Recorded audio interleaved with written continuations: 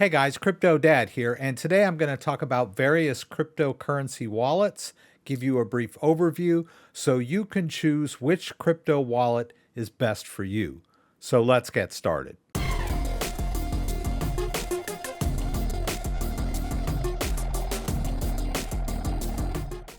Hey guys, my name is Rex. I'm the CryptoDad. I've been doing cryptocurrency tutorial videos since 2017. Quite a while, and I've done a lot of wallet reviews, unboxing, setup, use case, troubleshooting. So I'm going to link a bunch of those specific videos down in the description so you can check them out. But I wanted to give you a quick overview of crypto wallets so you could choose the right crypto wallet for you. Now, before I dive into that, I want to make a distinction between a crypto self-custody wallet and a cryptocurrency exchange. Now, a cryptocurrency exchange is a service where you can purchase cryptocurrencies, trade cryptocurrencies, and store cryptocurrencies, sort of.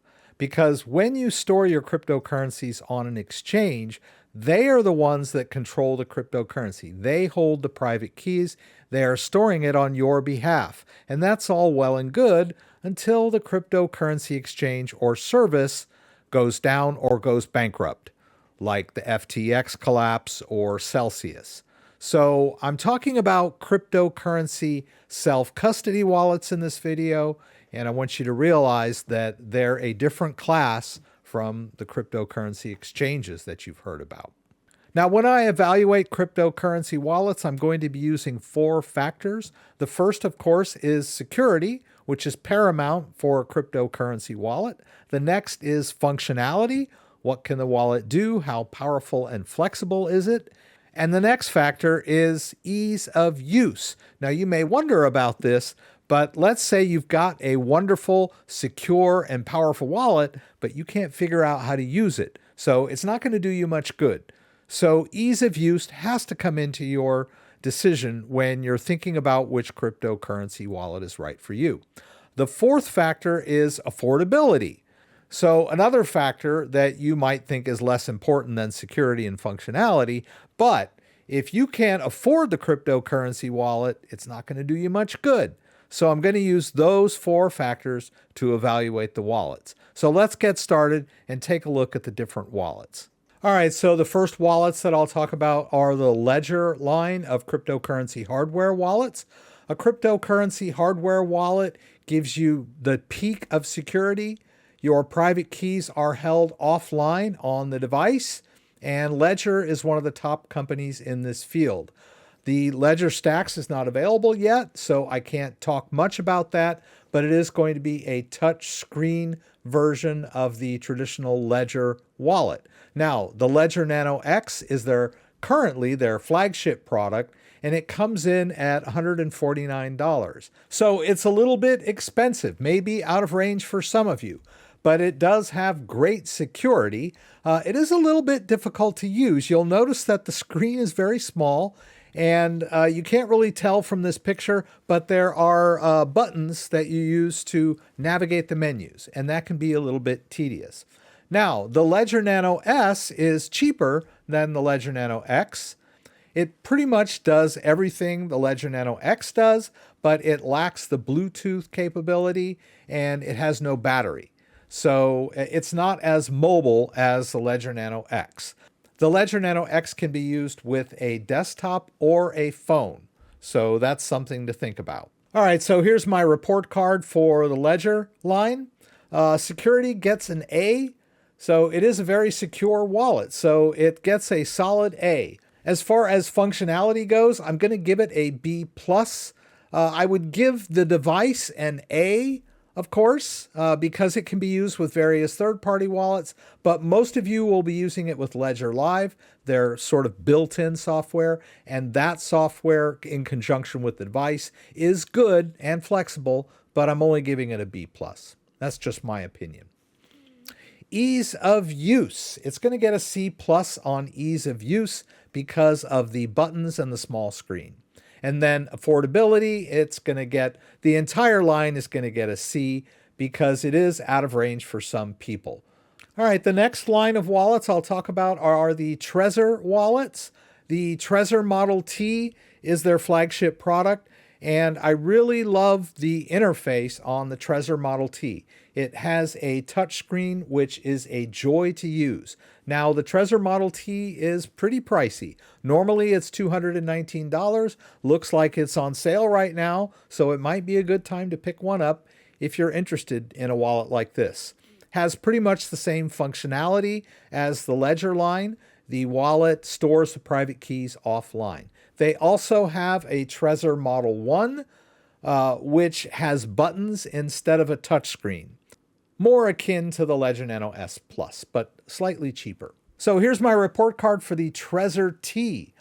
Gets that solid A in security, gets a B plus in functionality. So the qualifiers for the Trezor T functionality are that the Trezor Suite is great and functional, and and the Trezor Model T is compatible with third-party wallets like MetaMask.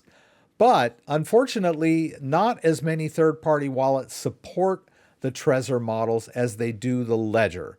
So not quite as universal in its support. Now, for ease of use, I'm giving it a solid B because of the touchscreen. But it is kind of small, and a lot of people that are used to phones and tablets are going to have a little bit of a learning curve on using the touchscreen on the Trezor Model T. But it does rank higher than the Ledger models. Affordability, it's more expensive than even the Ledger Nano X, so I'm giving it a C- on affordability. All right, now I'm going to cover a couple of hardware wallets that fall under the class of air-gapped wallets. KeyStone Pro is one of my favorites. Now, an air-gapped wallet is a device, a standalone device that's completely separated from your computer. There are no cables, and you basically use it to interface with the phone app. But in order to use it, you need to hold both devices in your hand and scan QR codes to sign transactions. It's a little bit complicated.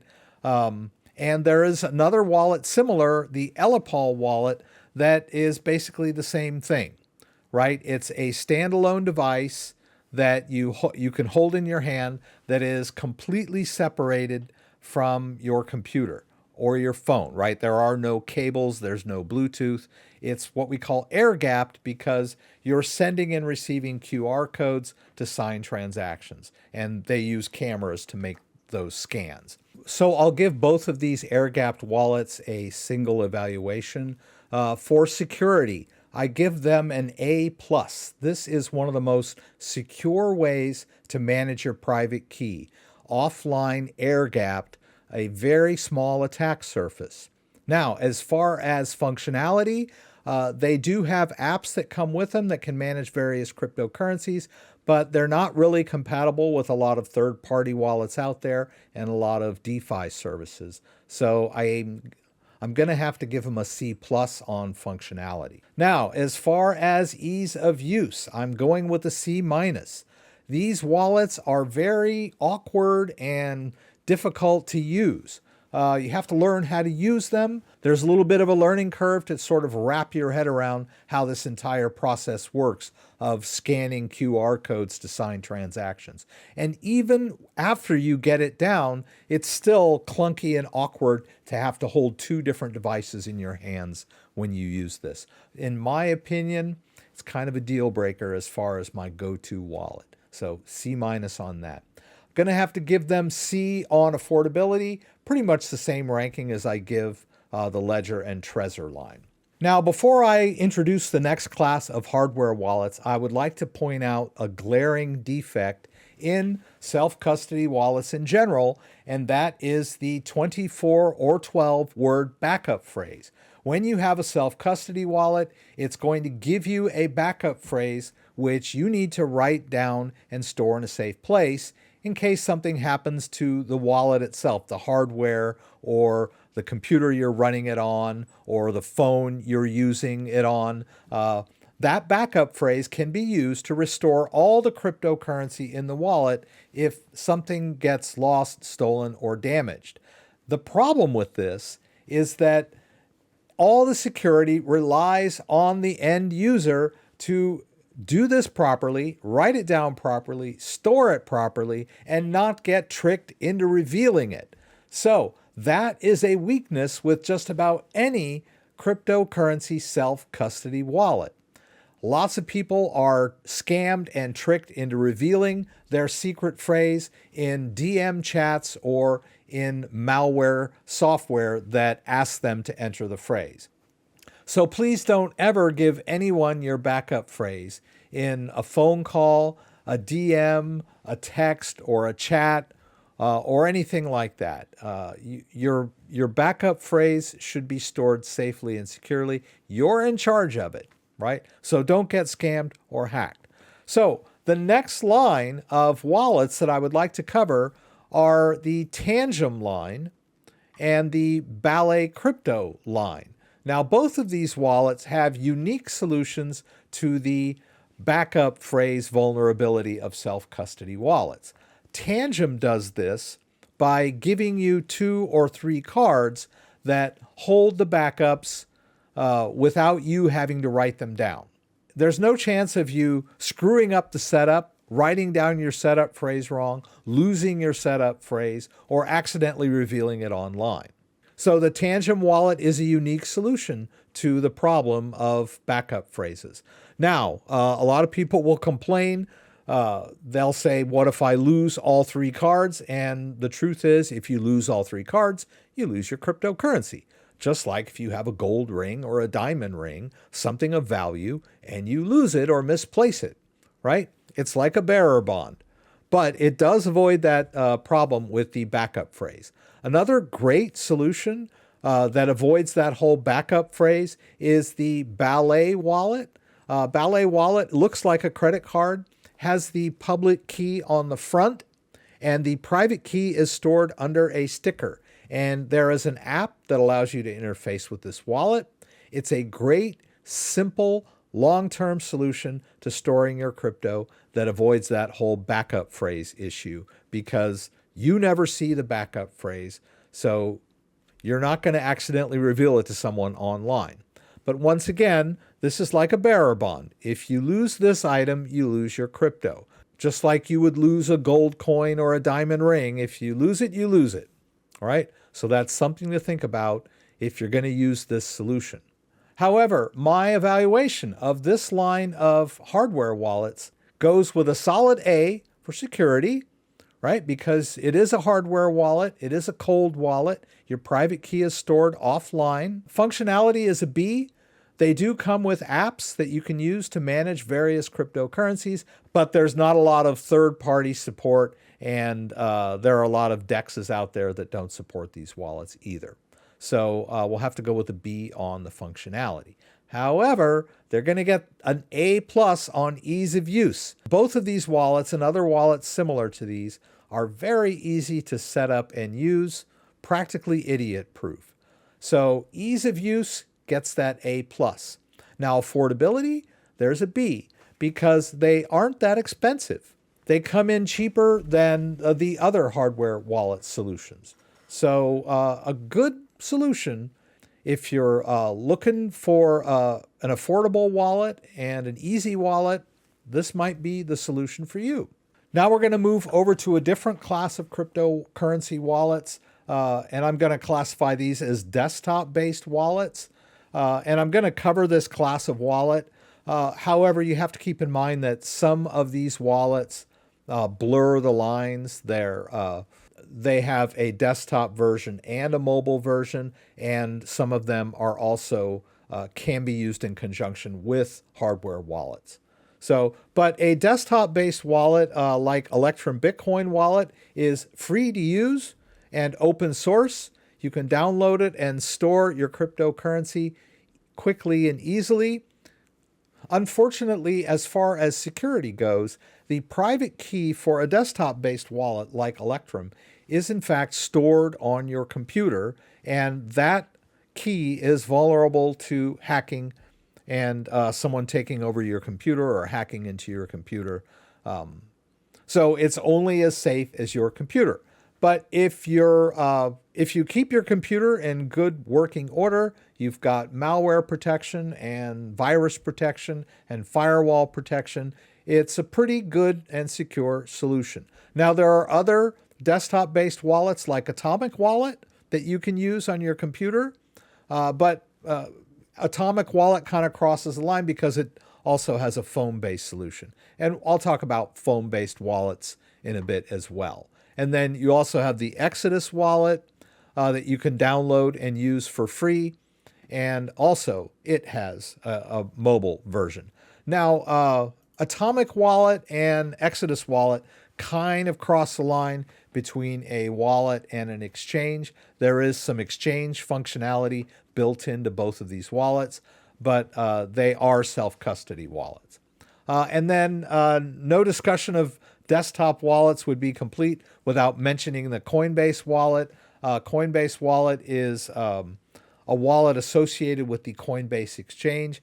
I'm not a big fan of this wallet because it blurs the line between Coinbase and the wallet. A lot of people get confused which is which, and so it's not one of my top use case wallets. And of course, the granddaddy of desktop-based wallets, MetaMask, which is a browser extension that you can download, install into your browser. It's one of the most powerful and flexible wallets out there, but it does store the private key on your computer, unless, of course, you use it in conjunction with your Ledger device, which makes it sort of cross the line there between a desktop and a hardware wallet. All right, so here's my general evaluation for desktop-based wallets. Whichever type of wallet that you use that has a desktop version, if you're using the desktop version of the wallet, you get a B- on security. Because like I said, the private key is stored on your computer and it is vulnerable to different types of hacking. As far as functionality, we're going to give these A's because they are flexible and powerful. They can be used with a lot of third-party services. And as I mentioned, Atomic Wallet and Exodus Wallet have some staking features and exchange features sort of built into them under the hood. Really good on functionality.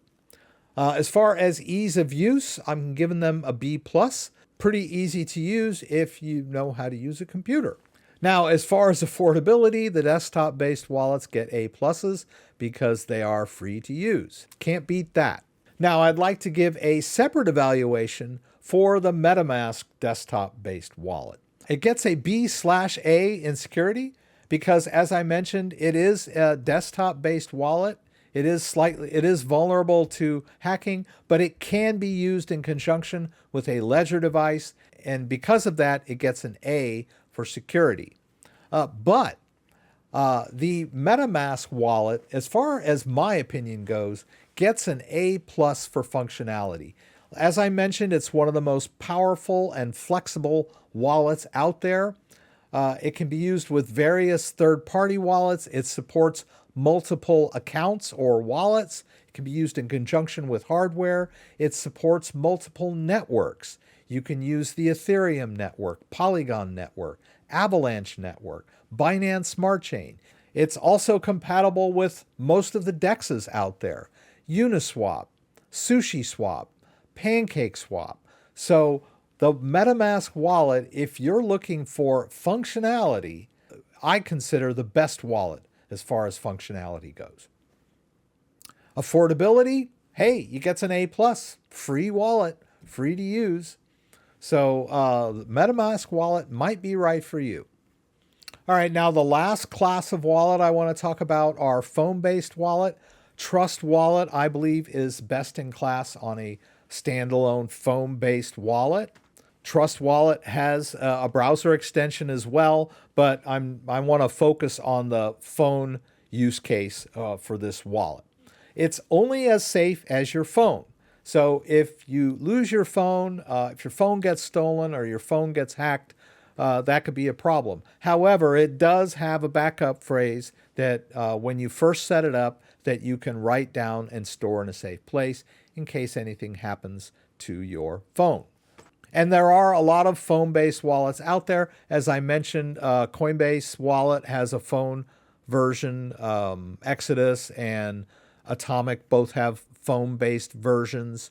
But in all of these cases, you are in fact storing your private key on your phone, so it's only as safe as your phone. So as far as phone-based wallets go, I'm giving them C+ on security, and mostly this applies to the Android-based phones. Android-based phones are a little less secure than the iPhone platform, more flexible, but less secure. There's a lot of phone hacks out there in the Android world. And also, you might lose the phone, or someone could steal the phone and have access to your crypto if they can get into your phone. Some people don't secure their phones properly, right? Someone that maybe is close to you might be able to gain access to your phone and empty your wallet out. So C+ on security for phone-based wallets. Functionality gets an A. A lot of the phone-based wallets are compatible with various online decentralized exchanges. Ease of use, we're giving those an A because everybody knows how to use a phone. Very intuitive, not a very steep learning curve when it comes to a phone-based wallet because most people are very adept at using their phones, and it's not that difficult to adjust to a phone-based wallet. Giving them A+ on affordability. As long as you already own a phone, these phone-based cryptocurrency wallets are free to use, right? But you have to download them, install them properly, make sure you've written down your backup phrase and stored it in a safe place.